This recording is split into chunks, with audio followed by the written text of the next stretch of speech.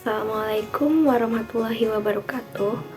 Perkenalkan, saya Sasi Fitria Saputri, NIM 22411040383. Di video kali ini, saya akan menjelaskan secara singkat tentang sejarah Islam di Banyumas.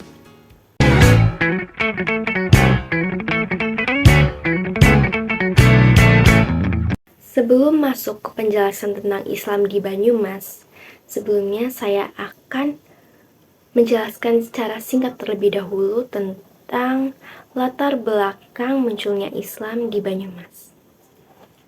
Di masyarakat Jawa, kebudayaan merupakan hal sentral yang menjadi bagian dari kehidupan mereka sehari-hari. Dalam konteks kebudayaan, masyarakat Jawa dibagi menjadi dua, yaitu penduduk pesisir dan penduduk pedalaman. Pada masyarakat pesisir, terutama bagian utara, yang aktivitasnya berhubungan dengan perdagangan dan nelayan, memiliki pengaruh yang kuat dari Islam. Sementara daerah-daerah pedalaman yang bercorak kejawen, yang berpusat pada kota-kota kerajaan seperti Yogyakarta dan Surakarta, serta Kerasidenan Banyumas, Kedu, Madiun, dan Malang.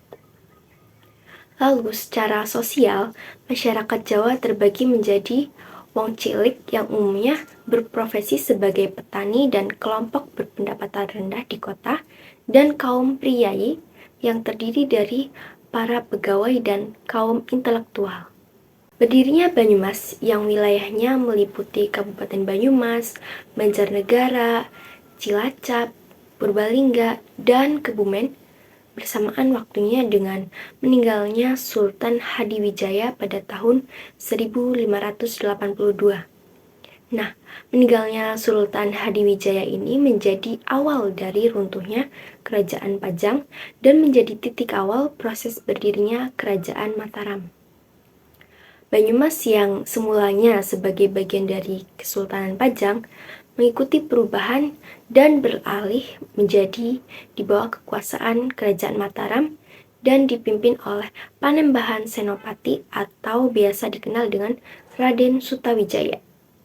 Banyumas pertama kali dipimpin pada tahun 1582 oleh Kiai Raden Adipati Wargahutama II. Kemudian, di wilayah Banyumas, agama Islam mulai menyebar pada masa Mataram Islam di bawah kepemimpinan Raden Sutawijaya. Nah, salah satu yang menyebar pada saat itu adalah Islam Kejawen. Islam Kejawen merupakan bentuk pertemuan antara Islam dan budaya Jawa melalui pendekatan sufistik. Interaksi kebudayaan dan masyarakat Banyumas dengan agama, terutama Islam, memberikan corak yang berbeda dengan Jawa pada umumnya. Nah, seperti apa sih corak yang berbeda ini? Selanjutnya saya akan membahas bagaimana potret masyarakat Banyumas sebelum datangnya Islam. Yang pertama, dari kehidupan sosial politik. Banyumas sebenarnya hanya merupakan kota kabupaten yang merupakan bagian dari Kerajaan Majapahit, Pajajaran, maupun kerajaan-kerajaan di Jawa Tengah bagian timur. Berdasarkan tulisan dari Van der Meulen, sejarah Banyumas sebenarnya bisa dikaitkan dengan cerita sejarah Kerajaan Galuh Purba yang berdiri sekitar tahun 78 Masehi, yang didirikan oleh para pendatang dari Tanah Kutai melalui pantai Cirebon dan menetap di pedalaman Gunung Slamet, Gunung Cermai, dan lembah Sungai Serayu. Dia memperkirakan bahwa nama kerajaan Galuh Purba adalah Galuh Sinduala atau Bojong Galuh dan beribu kota di daerah Medang Gili. Jadi, Banyumas ini hanya sebagai sebuah wilayah kabupaten yang berada dalam kekuasaan kerajaan dan tidak banyak peran sosial politis yang bisa dimainkan oleh masyarakat Banyumas.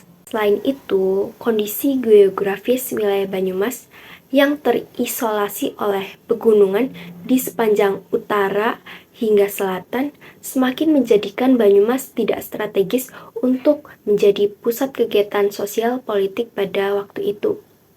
Padahal, Dari sisi potensi ekonomi yang bisa dihasilkan, Banyumas adalah daerah yang sangat subur sehingga mampu menghasilkan banyak produk pertanian dan perkebunan. Di daerah lain, struktur sosial cenderung terpengaruh oleh struktur sosial pemerintahan dari kerajaan. Sedangkan struktur sosial masyarakat Banyumas justru menampilkan karakter yang unik, seperti coak, yaitu berbicara dengan suara keras, belowak, berbicara dengan berlagak serius, apa adanya dan humoris, lalu dablongan, yang berarti seenaknya sendiri kalau mengkritik, lalu ada ajiban, bereaksi secara spontan, dobos atau berebut bicara saat mengeluarkan ide, dan banyol bergurau, lalu ada juga ndopok atau mengeluarkan unek-unek mereka. Karakter ini tentu sangat berbeda dengan daerah-daerah lain di Pulau Jawa yang umumnya penuh dengan unggah-ungguh, tata krama, basa-basi, dan hal-hal lain yang terstandarisasi oleh karakter sosial kerajaan. Meskipun demikian, hal ini bukan berarti masyarakat Banyumas tidak memiliki struktur sosial. Struktur sosial masyarakat Banyumas itu tergambarkan dalam sosok Bawar yang diikuti oleh hampir seluruh masyarakat atau budaya Panginyongan yang berada di bawah wilayah Kerasidenan Banyumas. Dalam cerita pewayangan, tokoh Bawar dikenal sebagai anak sulung dari Semar. Menariknya, tokoh Bawar hanya ada dalam gaya atau gegrak wayang Banyumasan dan Pasundan, sementara dalam gegrak Surakarta tidak dikenal tokoh Bawar tersebut. Karakter dari Bawar yang menjiwai perilaku sosial masyarakat Banyumas antara lain yaitu sabar, berjiwa kesatria, cancudan, dan cablaka atau lugas dan terbuka. Yang kedua yaitu kondisi ekonomi. Berdasarkan kondisi alam, seluruh daratan di Pulau Jawa termasuk Banyumas dikenal dengan kesuburan tanah dan curah hujannya yang tinggi. Faktor alam inilah yang kemudian membuat masyarakat di Pulau Jawa mampu mengembangkan budidaya pertanian lahan basah dengan ekspedisi hasil pertanian yang unik antara satu daerah dengan daerah yang lainnya. Pola perekonomian masyarakat Jawa termasuk Banyumas sedikit mengalami perkembangan ketika memasuki abad keempat, di mana kerajaan-kerajaan besar di Jawa mulai membuka jalur perdagangan dengan negara-negara lain di kawasan Asia, seperti India dan Cina. Pada masa ini, masyarakat tidak lagi hanya mengandalkan sungai sebagai jalur distribusi perekonomian, tetapi juga laut dengan berbagai dermaga dan pelabuhannya. Profesi masyarakat juga berkembang, tidak hanya menjadi petani, melainkan ada beberapa yang menjadi pedagang, eksportir barang, atau pengusaha kapal angkut barang. Pembahasan selanjutnya yaitu tentang Islam di Jawa Tengah bagian selatan. Yang pertama ada kebangkitan Islam Puritan. Di era saat ini banyak terdapat klaim kontradiktif yang dibuat atas nama Islam. Gerakan purifikasi atau pemurnian Islam menjadi fenomena yang terus digulirkan dalam sejarah peradaban Islam di berbagai negara, termasuk di Indonesia. Jika seseorang bertanya tentang Islam, maka berbagai tanggapan langsung bisa diperoleh begitu saja, tergantung kepada siapa kita bertanya. Berdasarkan pengamatan, terdapat dua organisasi keislaman yang puritan yang berkembang di wilayah Banyumas, yaitu Majelis Tafsir Al-Quran atau MTA dan Al-Irsyad. Yang pertama ada Majelis Tafsir Al-Quran atau MTA yang didirikan oleh Abdullah Taufail Saputra di Solo pada 19 September 1972. MTA muncul di Purwokerto berawal dari sekitar tahun 2000. Pada saat itu, beberapa mahasiswa dari UNSUD yang berasal dari daerah Surakarta yang tentunya sudah bergabung dengan MTA di daerah masing-masing mengadakan belajar kelompok di sebuah kos-kosan dengan mempelajari brosur-brosur yang diterbitkan oleh MTA Pusat. MTA memfokuskan kajian pada tafsir Al-Quran dengan slogan ngaji Al-Quran sak maknane. Doktrin utama MTA adalah pemurnian dengan jalan mengembalikan perilaku masyarakat yang selama ini dianggap telah keluar dari ajaran Islam pada Al-Quran dan Sunnah, serta menjalin ukhuwah Islamiyah. MTA selama ini mendeklarasikan dirinya untuk tidak mengikuti salah satu dari 4 mazhab yang ada, karena mereka hanya ingin semua amaliyah fikih praktisnya dikembalikan serta dirujuk langsung dari Al-Quran dan hadis. Yang kedua, ada Al-Irsyad Al-Islamiyah. Al-Irsyad Al-Islamiyah mudah dikenal sebagai sebuah organisasi masyarakat yang memfokuskan diri pada pengelolaan pendidikan berbasis Islam. Al-Irsyad di Purwokerto telah dikenal aktif sejak tahun 1932, terhitung sejak berdirinya sekolah Al-Irsyad yang pertama di Purwokerto. Bahasan yang selanjutnya yaitu tren Islam moderat. Pada awal abad ke-20, ditandai lahirnya gerakan-gerakan Islam yang monumental. Gerakan Islam tersebut telah mengukir tinta emas baik untuk kebangkitan Islam maupun pergerakan perjuangan kemerdekaan Indonesia, yang kemudian dikenal dengan Organisasi Kemasyarakatan Islam. 2 organisasi Islam yang terbesar di Indonesia yaitu Muhammadiyah yang berdiri pada tahun 1912 dan Nahdlatul Ulama yang berdiri pada tahun 1926. Saya juga akan sedikit membahas tentang perkembangan 2 organisasi masyarakat ini. Yang pertama ada perkembangan Nahdlatul Ulama di Banyumas.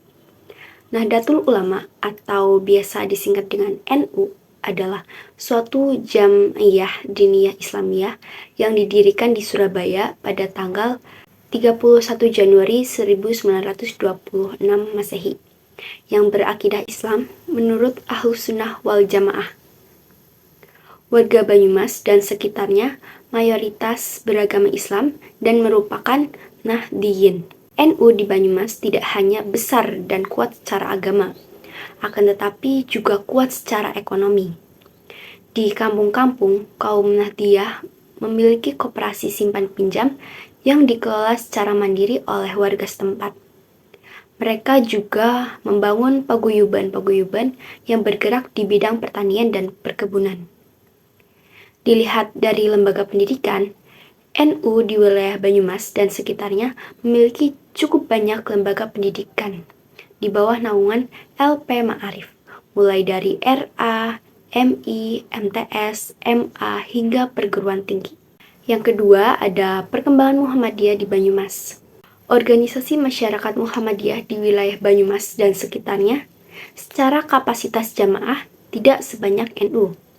Akan tetapi, jika melihat dari lembaga pendidikan dan kesehatan, nampak pesat perkembangannya. Secara umum, masyarakat Muslim Purwokerto dan Kabupaten Banyumas pertama kali mengenal Muhammadiyah adalah ketika Kiai Haji Ahmad Dahlan memberikan pengajian akbar di Masjid Baitussalam atau masjid yang berada di sebelah alun-alun Purwokerto pada tahun 1920.